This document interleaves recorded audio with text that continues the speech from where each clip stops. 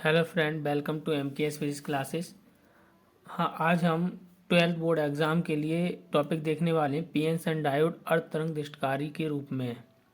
PN junction diode as a half wave rectifier. कहने का मतलब हम पीएन डायोड लेंगे और पीएन डायोड से हम क्या बनाने वाले हैं, दृष्टिकारी।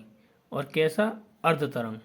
ठीक है, इसमें हम केवल एक डायोड का यूज़ करेंगे। किसका करेंगे? एक डायोड का यूज़ करेंगे। अब इसमें दृष्टिकारी में धारा लेने के लिए हमें उच्च वोल्टेज की आवश्यकता होती है, और उच्च वोल्टेज को बनाने के लिए हम ऊंचाई ट्रांसफार्मर का प्रयोग करेंगे। ये ऊंचाई ट्रांसफार्मर है, ये प्राथमिक कॉइल है, प्राथमिक कॉइल है, ये द्वितीयक कॉइल है।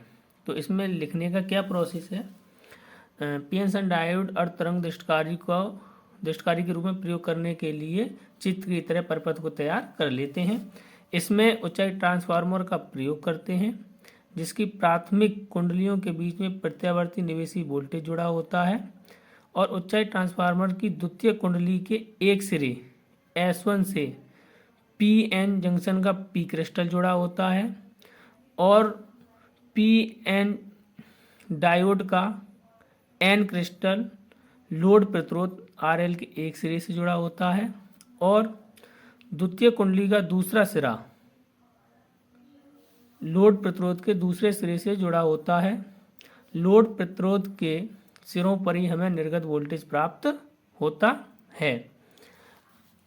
अब देखो, अगर प्रत्यावर्ती धारा है, प्रत्यावर्ती वोल्टेज मान लो, प्रत्यावर्ती जो वोल्टेज है उसका ग्राफ क्या होता है? साइन ग्राफ होता है इस तरीके से। इसको बोलते हैं प्लस हाफ साइकिल, इसको बोलते हैं माइनस हाफ साइकिल। तो प्लस हाफ साइकिल के लिए जब हम बात करेंगे तो ये वाला जो S1 है प्लस होगा, और ये S2 क्या होगा? माइनस। जब हमारा पी क्रिस्टल प्लस से जुड़ा होता है और एन क्रिस्टल ऋण से जुड़ा होता है, तो इस पीएन जंक्शन डायोड को बोलते हैं अग्र अवनत। क्या बोलते हैं?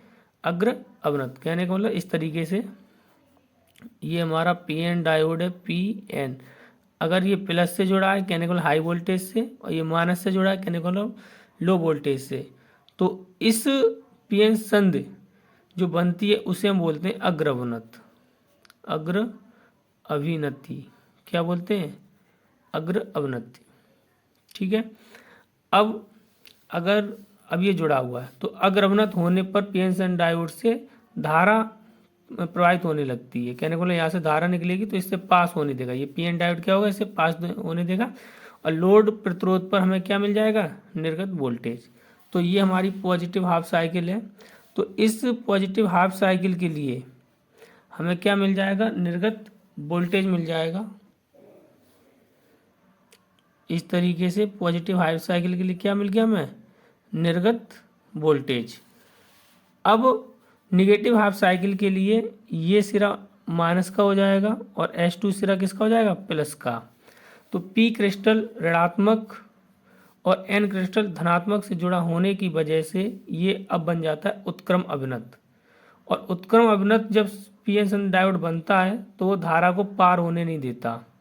तो कहने का मतलब हाफ साइकिल में यहाँ से जो करंट पास होगी, जो पीएन जंक्शन है, डायोड है, पीएन जंक्शन है, ये धारा को पार नहीं होने देगा।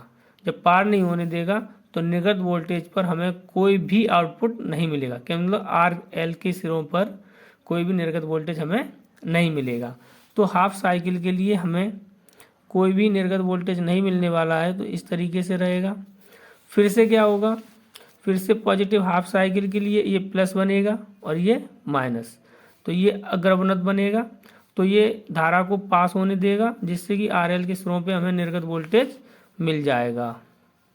तो इसके पॉजिटिव हाफ साइकिल के लिए क्या मिलेगा? हमें निर्गत वोल्टेज मिल जाएगा। फिर से निगेटिव हाफ साइकिल के लिए ये माइनस का सिरा हो जाएगा S1, और S2 किसका हो जाएगा? प्लस का। तो जो पी क्रिस्टल है माइनस से जुड़ जाएगा। माइनस से जुड़ने पर ये उत्क्रम अवनत की तरह काम करेगा पीएन जंक्शन डायोड। जब उत्क्रम अवनत की तरह काम करेगा तो ये धारा को पार होने नहीं देगा। जब पार नहीं होने देगा धारा को, तो RL के सिरों पर जो निर्गत वोल्टेज होगा वो आपका क्या होगा? शून्य होगा। कहने का मिलेगा ही नहीं। तो इस तरीके से हाफ साइकिल के लिए हमें निर्गत वोल्टेज नहीं मिलता है। तो इस विधि में हमें एक साइकिल में निर्गत वोल्टेज न मिलने के कारण केवल पॉजिटिव हाफ साइकिल के लिए हमें निर्गत वोल्टेज मिलता है, इसलिए इसे हम अर्ध तरंग दृष्टिकारी परिपथ कहते हैं। Thank you friend.